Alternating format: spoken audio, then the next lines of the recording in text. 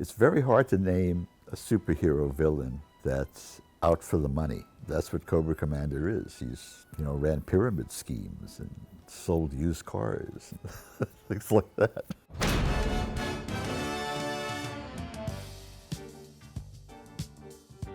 Not really. He's been very consistent, and he's actually not based on a specific person, but he's sort of a melange of various insidious people I've known in my life.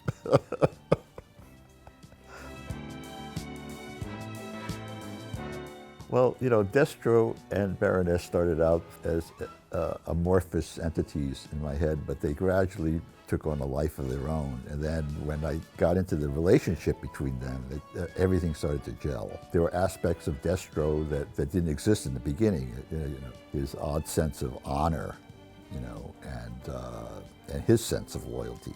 And, the Baroness started out being very sort of one-dimensional. And then as that relationship developed, parts of her personality started coming out. Everything springs from the machinations of the relationships, and that creates all these other things.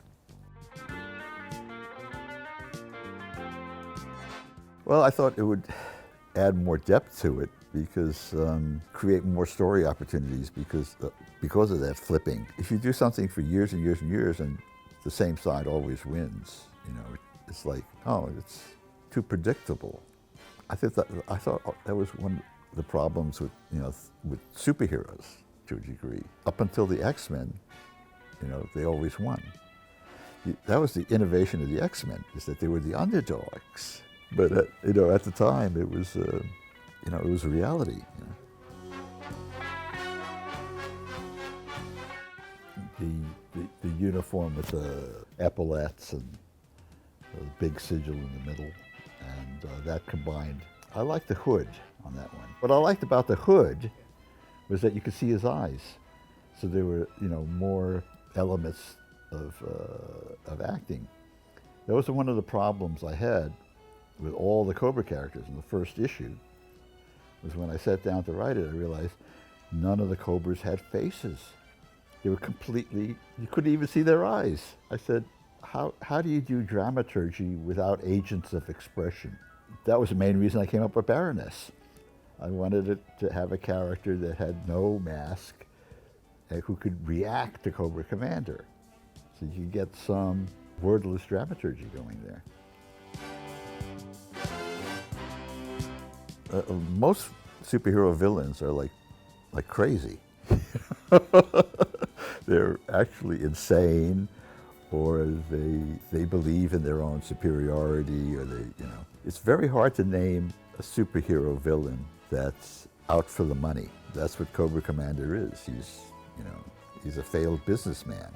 Ran pyramid schemes and sold used cars, and things like that. He never denies that it's all a scam. That's very different from the other villains. And in a way more relatable. Very few people know a crazed genius like Lex Luthor, or you can't put yourself into Galactus's shoes. Everyone has encountered this type of person. It's right there.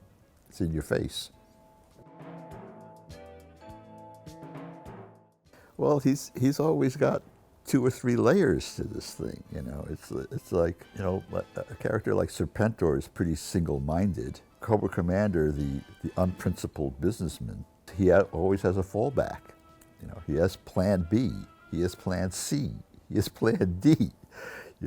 All of it is to keep his interests intact. He's not willing to sacrifice anything for any sort of ethic or cause.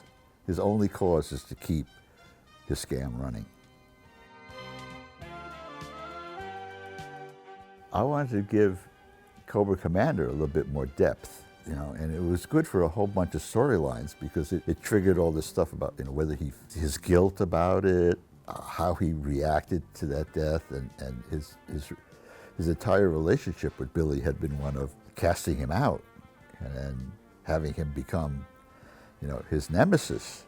I thought that this is a storyline that could also resonate with a lot of people in, in not literal terms, but, representational terms. Father-son relationship thing.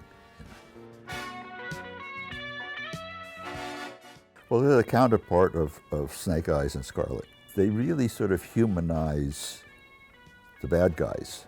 And I think that's really important, to understand that the antagonist, the enemy, isn't this faceless entity that propaganda machines create, that they have real feelings and care about each other, even if they're living within this whole paradoxical crypto fascist state.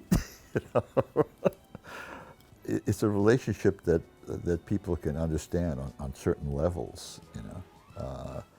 That even though Snake Eyes has this ruin for a face, Scarlet will stand by him. That's a fantasy about acceptance on many levels. And the equivalency with Destro is that you can't take off the mask. And it's not like, Darth Vader,